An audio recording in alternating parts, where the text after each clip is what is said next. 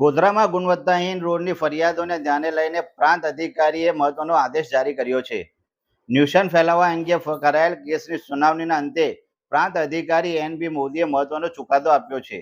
7 જેટલા ખરાબ ગુણવત્તાવાળા રોડને કોન્ટ્રાક્ટની શરતો મુજબ બનાવવાની કામગીરી હાથ ધરવામાં આવશે. આ એક ખૂબ જ મહત્વનો નિર્ણય છે, જે સ્થાનિક રહેવાસીઓ માટે રાહત લાવનારો છે. શહેરમાં ગુણવત્તાહીન રોડની સમસ્યા ઘણા સમયથી ચર્ચામાં હતી. રોડની ગુણવત્તા નબળી હોવાને કારણે વાહનોને નુકસાન થઈ રહ્યું છે અને અકસ્માતો જોખમ પણ વધી રહ્યું છે. લોકહિત જાગૃત યુવા ફાઉન્ડેશન ટ્રસ્ટ દ્વારા જનહિતમાં શરૂ કરાયેલ લડતમાં મહત્વનો ચુકાદો આપ્યો છે. આ ફરિયાદોને ગંભીરતાથી લઈને પ્રાંત અધિકારીએ એક આદેશ જારી કર્યો છે, જેમાં સંબંધિત રોડનું નિરીક્ષણ કરીને તેની ગુણવત્તા ચકાસવા અને જરૂરી સુધારાઓ સાથે કોન્ટ્રાક્ટની શરતો મુજબ બનાવવાનો નિર્દેશ આપવામાં આવ્યો છે. આ કામગીરી માટે અપૂર્વા કન્સ્ટ્રક્શન, શોએબભાઈ બક્કર અને એ.વાય. ફોદાને સુપ્રત કરેલ કામગીરી સમય મર્યાદામાં પૂર્ણ કરવા આદેશ કરવામાં આવ્યો છે. ગોધરાના પ્રાંત અધિકારી શ્રી મોદી સાહેબ દ્વારા ગોધરા શહેરના મુખ્ય 7 માર્ગોને ફરીથી બનાવવા માટેનો આદેશ કરવામાં આવ્યો છે. આ મુખ્ય માર્ગો ગોધરાના છે, જે ટૂંક જ સમયમાં ખખડધજ હાલતમાં થઈ ગયા હતા અને જનતાને ખૂબ જ હાલાકીનો સામનો કરવો પડતો હતો.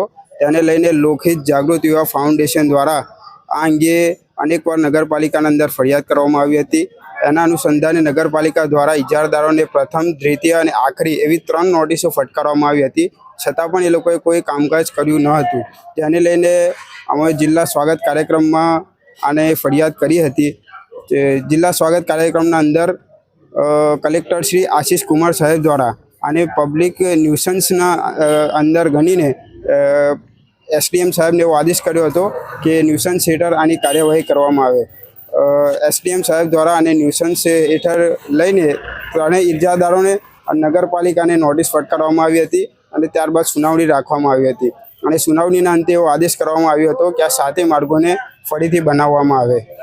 અને આ 7 માર્ગોને બનાવવા માટે ગોધરા નગરપાલિકાના ચીફ ઓફિસર સાહેબને એવો આદેશ કરવામાં આવ્યો છે કે ચીફ ઓફિસર સાહેબ 5 દિવસના અંદર આની ગાઈડલાઈન અને ટાઈમલાઈન નક્કી કરશે કે કેટલા દિવસમાં આને બનાવવા, અને ત્યાર પછી આને બનાવવા માટેનો આદેશ કરવામાં આવ્યો છે.